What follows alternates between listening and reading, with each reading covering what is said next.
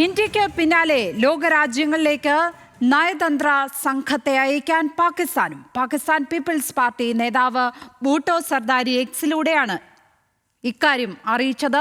നയതന്ത്ര സംഘത്തെ അയക്കാൻ പ്രധാനമന്ത്രി ഷഹബാസ് ഷെരീഫ് ആവശ്യപ്പെട്ടെന്ന് കുറിപ്പിൽ പറയുന്നു. അതേസമയം ഓപ്പറേഷൻ സിന്ദൂർ വിശദീകരിക്കാൻ ഇന്ത്യയിൽ നിന്ന് പുറപ്പെടുന്ന പ്രതിനിധി സംഘത്തിൽ മറ്റ് മലയാളി നേതാക്കളും എംപിമാരെ കൂടാതെ മലയാളി നേതാക്കന്മാരും ഭാഗമാകും എന്നുള്ളതാണ് വിവരം. കൂടുതൽ വിവരങ്ങളുമായി ശരത് ലാൽ ചേരുന്നു. ശരത് ലാൽ, കഴിഞ്ഞ ദിവസം തന്നെ വി മുരളീധരൻ അടക്കമുള്ളവർ ഈ പ്രതിനിധി സംഘത്തിൽ ഉൾപ്പെടും എന്ന കാര്യം പുറത്തു വന്നിരുന്നു. മറ്റ് കൂടുതൽ പേരുടെ പങ്കാളിത്തം ഉണ്ടോ? BJP നേതാക്കന്മാരാണോ അവർ? എന്തൊക്കെയാണ് വിവരങ്ങൾ?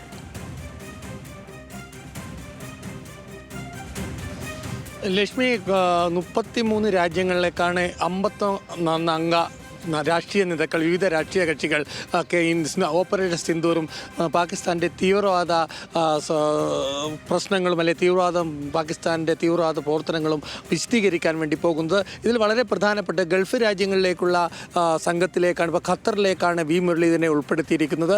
അതേപോലെ തന്നെ ET മുഹമ്മദ് ബഷീറിനും UAE, അബുദാബി, ദുബായ് അടക്കമുള്ള UAE ET മുഹമ്മദ് ബഷീർ ഉൾപ്പെടുത്തിയിട്ടുണ്ട്. ഗുലാം നബി ആസാദിനെ, വളരെ സർപ്രൈസായ ഗുലാം നബി ആസാദിനെയും MJ അക്ബറേയും എംപിമാരല്ലാത്ത MJ അക്ബർ, ഗുലാം നബി ആസാദ് എന്നിവരെ ഇപ്പോൾ സൗദി അറേബ്യയിലേക്കുള്ള സംഘത്തിൽ ഉൾപ്പെടുത്തിയിരിക്കുന്നു. ഏതായാലും ഇത്തരത്തിലുള്ള ഒരു കാര്യങ്ങളിൽ ഇന്ത്യ മുന്നോട്ട് പോകുന്നതിൽ പാകിസ്ഥാനും ഇതേ രീതിയിൽ തന്നെ MPമാരെ സംഘത്തെ വിവിധ രാജ്യങ്ങളിലേക്ക് അയക്കുമെന്നാണ് ഇപ്പോൾ ബേനസീർ ഭൂട്ടോയുടെ മകനും കൂടിയായ സർദാരി ഭൂട്ടോ ഇപ്പോൾ ഭൂട്ടോ സർദാരി വ്യക്തമാക്കിയിരിക്കുന്നത്. തന്നോട് ഇക്കാര്യത്തിൽ ലീഡ് ചെയ്യാൻ വേണ്ടി, തൻ്റെ നേതൃത്വത്തിൽ ഇത്തരമൊരു സംഘത്തെ അയക്കാൻ വേണ്ടി നേതൃത്വം ഏറ്റെടുക്കാൻ കഴിയുമോ എന്ന് പാക് പ്രധാനമന്ത്രി ചോദിച്ചു എന്നാണ് അദ്ദേഹം എക്സിലൂടെ കുറിച്ചിരിക്കുന്നത്. ഇതുപോലെ തന്നെ വളരെ പ്രധാനപ്പെട്ട വിഷയമെന്ന തുർക്കിക്കെതിരെയുള്ള നടപടികളുമായിട്ട് വിവിധ സർവകലാശാലകൾ മുന്നോട്ട് പോവുകയാണ്. ഇപ്പോൾ മുംബൈ ITI തുർക്കിയുമായിട്ടുള്ള എല്ലാവിധ MOUയും ക്യാൻസൽ ചെയ്തുകൊണ്ടുള്ള ഉത്തരവ് പുറപ്പെടുവിച്ചിരുന്നു.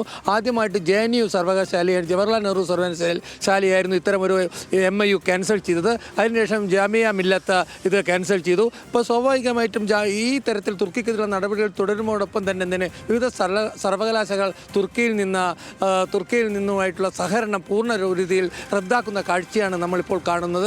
അതുപോലെ കാശ്മീരെ സംബന്ധിച്ചുള്ള കാശ്മീർ ഇന്നും റെയ്ഡ് തുടരുന്നു എന്നാണ്. SIAയുടെ റെയ്ഡ് ഇപ്പോഴും തുടരുന്നതാണ്. 23 ആളുകളെ ഇന്നും അറസ്റ്റ് ചെയ്തിട്ടുണ്ട് എന്നാണ് ഇപ്പോൾ നമുക്ക് ലഭിക്കുന്ന വിവരം. അതേപോലെ ശശി തരൂർ വിഷയത്തിൽ കോൺഗ്രസ് ഇപ്പോൾ ഒരു തണുത്ത നയമാണ് ഇപ്പോൾ ഇന്ന് പ്രതികരിക്കുന്നത്. ശശി തരൂരിനെ സംബന്ധിച്ചുള്ള ശശി തരൂരിനെ വിലക്കില്ല എന്നാണ്. ശശി തരൂർ പാർട്ടി എന്ന നിലയിൽ ശശി തരൂർ ഈ സംഘത്തെ നയിക്കുന്നത് വിലക്കില്ല എന്നാണ് ഇപ്പോൾ AICC വ്യക്തമാക്കിയിരിക്കുന്നത്. അതായത് ശശി തരൂരിനെ തങ്ങൾ അംഗീകരിക്കുന്നില്ലെങ്കിലും ശശി തരൂർ ഈ സംഘത്തെ നയിക്കുന്നതിനെ വിലക്കില്ല, പാർട്ടി അംഗമെന്നതിൽ അദ്ദേഹത്തിന് വിലക്ക് ഏർപ്പെടുത്തില്ല എന്നൊരു ഏറ്റവും പുതിയ വാർത്തയാണ് നമുക്കിപ്പോൾ ലക്ഷ്മി പത്മ ഷെയർ ചെയ്യാൻ പറ്റുന്നത്. അതുകൊണ്ട് ശശി തരൂരിനുമായിട്ടൊരു നേരിട്ട് ഏറ്റുമുട്ടലിൽ നിന്ന് തൽക്കാലം AICC പിൻവാങ്ങിയിരിക്കുന്നു എന്ന് വേണം നമുക്ക് പറയാൻ. അതുകൊണ്ട് തന്നെ ശശി തരൂരിനെ പാർട്ടി വിലക്കില്ല ഈ സംഘത്തെ അമേരിക്കയിലേക്ക് നയിക്കുന്നില്ല എന്നാണ് ഏറ്റവും പുതുതായി നമുക്കിപ്പോൾ ലഭിക്കുന്ന വിവരം. ലക്ഷ്മി പത്മ, ഏതായാലും ഓപ്പറേഷൻ സിന്ദൂറിന് ശേഷമുള്ള രാഷ്ട്രീയ നീക്കങ്ങൾ തകൃതിയായിട്ട് തന്നെ വളരെ സീരിയസ് ആയി തന്നെ ഡൽഹിയിൽ മുന്നോട്ട് പോകുന്നു എന്ന് വേണം നമുക്ക് പറയാൻ. ലക്ഷ്മി, ആ നിലയ്ക്ക് കോൺഗ്രസ് ഉചിതമായ ഒരു തീരുമാനം കൈക്കൊണ്ടു എന്നുകൂടി പറയേണ്ടി വരും എന്ന് തോന്നുന്നു ശരത്. കാരണം കോൺഗ്രസിനകത്തെ പ്രശ്നങ്ങൾ വിശാലമായ ഒരു രാജ്യ താല്പര്യത്തെ മുൻനിർത്തി ഒരു നയതന്ത്ര സംഘത്തെ അയക്കുമ്പോൾ അതിൽ പ്രതിഫലിക്കേണ്ടതില്ല എന്ന ഒരു തീരുമാനമായിരിക്കും അല്ലേ ശശി തരൂരിന്റെ കാര്യത്തിൽ ഇപ്പോൾ കോൺഗ്രസ് കൈക്കൊണ്ടിരിക്കുന്നത്? അതെ, ശശി തരൂരിലുള്ള പ്രശ്നം സംഘടനാപരമായ പ്രശ്നമായി മാത്രം കാണാനാണ് ഇപ്പോൾ താല്പര്യപ്പെടുന്നത്. ഏതായാലും ശശി തരൂരിനെ വിലക്കില്ല എന്നുള്ള തീരുമാനമെടുത്തത് ലക്ഷ്മി സൂചിപ്പിച്ചു ആ രീതിയിലാണ്. കാരണം പൊതു സമൂഹത്തിന്, അതായത് ഇന്ത്യക്ക് പുറത്തും ഇന്ത്യക്കകത്തും ഇത്തരമൊരു ശശി തരൂരിൻ്റെ വ്യക്തിപരമായ പ്രഭാവം നിൽക്കുന്നുണ്ട്. അതുപോലെ തന്നെ അദ്ദേഹമാണ് ഏറ്റവും ഉചിതനായ വ്യക്തി ഇക്കാര്യങ്ങളിൽ UN-ലും അമേരിക്കയിലും സംസാരിക്കാൻ അല്ലെങ്കിൽ ഇന്ത്യയുടെ കാര്യങ്ങൾ പറയാൻ പറ്റുന്ന ഒരു വ്യക്തിത്വമുള്ള വ്യക്തിയാണെന്ന് പൊതുവെ അംഗീകരിക്കപ്പെട്ട വ്യക്തിത്വമാണ്.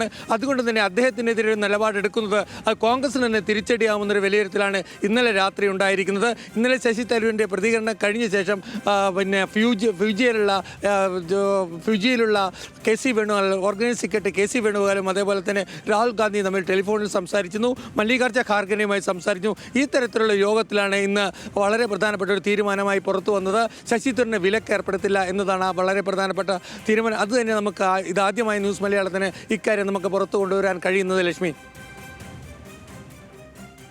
ശരത് ലാലാണ് ഡൽഹിയിൽ നിന്ന് വിവരങ്ങൾ പങ്കുവച്ചത്. ഏതായാലും പാകിസ്ഥാൻ കൂടി നയതന്ത്ര സംഘത്തെ അയക്കാൻ തീരുമാനിച്ചു എന്നുള്ള വളരെ പ്രധാനപ്പെട്ട വാർത്തയുണ്ട്. അതിനൊപ്പം ശശി തരൂരിനെ ഈ സംഘത്തലവൻ ആക്കുന്നതിൽ കോൺഗ്രസ് കഴിഞ്ഞ ദിവസം അതൃപ്തി പ്രകടിപ്പിച്ചിരുന്നു. എന്നാൽ അതൃപ്തിയുമായി മുന്നോട്ട് പോകാനല്ല, ശശി തരൂരിനെ തടയണ്ട എന്ന തീരുമാനത്തിൽ തന്നെയാണ് കോൺഗ്രസ് എത്തിച്ചേർന്നിരിക്കുന്നത്. കാരണം ഇതൊരു വിശാലമായ താല്പര്യത്തെ മുൻനിർത്തിയുള്ള രാജ്യ താല്പര്യത്തെ മുൻനിർത്തിയുള്ള ഒരു കാരണമായതിനാൽ തന്നെ കോൺഗ്രസിന്റെ സംഘടനാ പ്രശ്നങ്ങൾ അതിൽ പ്രതിഫലിക്കേണ്ട എന്ന വളരെ ഉചിതമായ തീരുമാനം ഏതായാലും കോൺഗ്രസ് പാർട്ടി കൈക്കൊണ്ടിരിക്കുകയാണ്.